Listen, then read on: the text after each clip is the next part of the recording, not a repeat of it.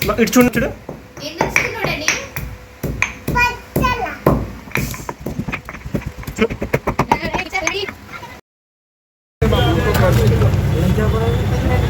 అలా ఈ సముద్రమే గోదావరియా దాని చూస్తావా? బాగుందా? హాయ్ ఫ్రెండ్స్, ఎలా ఉన్నారు అందరూ? Welcome to kid star Danny.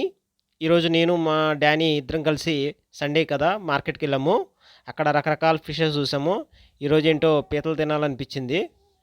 పీతలు కాస్ట్ వచ్చి కేజీ 500. మేము హాఫ్ కేజీ తీసుకున్నాము, 250 రూపీస్ అనమాట.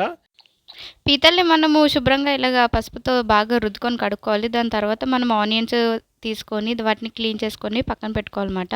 ఈ పీతల్ని మనం శుభ్రం కడుక్కోవడం వల్ల చూసారా ఏమీ నీట్గా ఉన్నాయి, ఏమీ నాసేమీ లేకుండా నీట్గా మనం ఇలా కడుక్కోవడం వల్ల అంటే మనకి స్మెల్ అనేది ఏమి రాదు ఎక్కువగా. ఈ పీతలన్నిటిని మనం ఇలా జాలీలో వేసుకుంటే కనుక దానికి ఏమైనా వాటర్ కంటెంట్ ఉంటే మనకి కిందకి వెళ్ళిపోతుంది. ఇలాంటి జాలీది మన నాన్ వెజ్కి బాగా యూజ్ అవుతుంది. దాని తర్వాత మనం ఆనియన్స్ని మిక్సీ జార్లో వేసుకొని చిన్న చిన్న పీసెస్గా మనం కట్ చేసుకోవాలన్నమాట. చిన్న చిన్న పీసెస్ కట్ చేసుకొని మిక్సీ జార్లో వేసుకొని మనము ఇంకా కరివేపాకు పచ్చిమిర్చి కూడా యాడ్ చేసుకోవాలి ఈ ఆనియన్స్లో.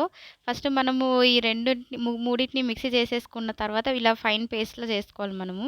ఇంక దాని తర్వాత ఆయిల్ వేసి మనం 2 స్పూన్స్ వరకు ఆయిల్ వేసి అందులో పచ్చిమిర్చి ఇంకా కరివేపాకు వేసుకొని మనము ఫ్రై చేసుకోవాలన్నమాట. నెక్స్ట్ మనము చేసుకున్నటువంటి పేస్ట్ని కూడా వేసేసి వాటిని కొంచెం ఆయిల్లో బాగా మగ్గించాలి. అంటే ఆయిల్ మనకి పైకి తేలాలన్నమాట. మొత్తము మగ్గిన తర్వాత పైకి ఆయిల్ వస్తుంది కదా, అలా రావాలి. ఇందులోనే మనము తగినంత పసుపు వేసుకోవాలి. ఒక స్పూను సరిపోతుంది. ఎందుకంటే నాన్ వెజ్ కాబట్టి ఒక స్పూన్ వేసుకోవాలి. దాని తర్వాత దీనికి పీతల్ని మనం ఇలా యాడ్ చేసేసుకున్న తర్వాత తగినంత మనం కారం వేసుకోవాలి. 1 స్పూన్ 2 స్పూన్స్ అలా పడిద్ది. నెక్స్ట్ మనం సాల్ట్ కూడా యాడ్ చేసుకోవాలి ఇందులో. ఇలా ఇలా వచ్చిద్ది మనకి కొంచెం దగ్గర పడినట్టు ఉంటుంది. దీనికి మనం కారము ఇంకా సాల్ట్ ఎక్కువ వేసుకోవాలి. నాన్ వెజ్ కాబట్టి ఆయిల్ కూడా ఎక్కువ వేసుకోవాలి మనము. ఇంక నెక్స్ట్ మనం ఒక గ్లాస్ వాటర్ వేసుకోవాలి, ఎందుకంటే ఉడకాలి కదా. ఒక గ్లాస్ వాటర్ వేస్తే బాగా ఉడికిద్ది. దానికి మనం కుక్కర్ మూత పెట్టేసేసి ఒక 4-5 విజిల్స్ వేయించుకోవాలి. ఇలా స్టవ్ మీద పెట్టి మనం విజిల్స్ వేయించుకోవాలి. ఈలోపు మనం మసాలా దంచుకుందాము. కొన్ని తగినంత ధనియాలు వేసుకోవాలి. ఇంకా నెక్స్ట్ మనం జీలకర్ర కూడా వేసుకోవాలి, ఎందుకంటే ఈ మసాలాకి ధనియాలు జీలకర్రనే ఇంపార్టెంట్ అన్నమాట. నెక్స్ట్ ఎల్లుల్లిపాయలు వేస్తే ఆ ఫ్లేవర్ అనేది బాగుంటుంది. ఇలా ఇవన్నీ కలిపేసేసి ఇవన్నీ మనము యాడ్ చేసుకోవాలన్నమాట. ఈ పక్క నుంచి మా డాడీ గారు ఓకే నేను దంచుతా అనేసి అన్నాడు. వాడికి ఇచ్చేసాను, వాడే దంచిచ్చాడు ఈ మసాలా.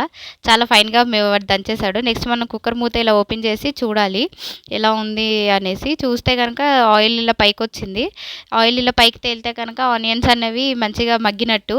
ఇవన్నీ ఇలా దగ్గరికి రావాలి, దగ్గరికి వస్తేనే బాగుంటుంది. కొంచెం వాటర్ లేకుండా మనం బాగా దగ్గరికి మగ్గించుకోవాలి. ఇందాక దంచినటువంటి మసాలాని మనం ఇందులో వేసేయాలి. డాడీ కూడా బాగానే దంచాడు. ఇలా మళ్ళీ స్టవ్ మీద పెట్టి కొంచెము కుత్తుకుతలాడించాలి. ఇలాగా బబుల్స్గా వచ్చిద్ది. ఆ మసాలా ఇంకా అవన్నీ కూడా వీటికి మంచిగా పట్టేటట్టు ఉడికిస్తే కనుక మంచి ఫ్లేవర్ అనేది వస్తుంది మనకి. ఆ వాటర్ లేకుండా బాగా మనం మగ్గించాలి.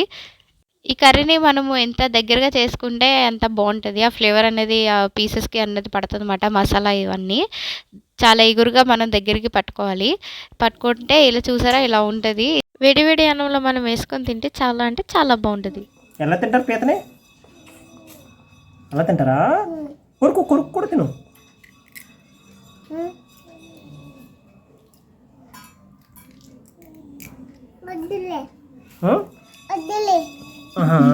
ఓకే, చప్పలించి అయితే.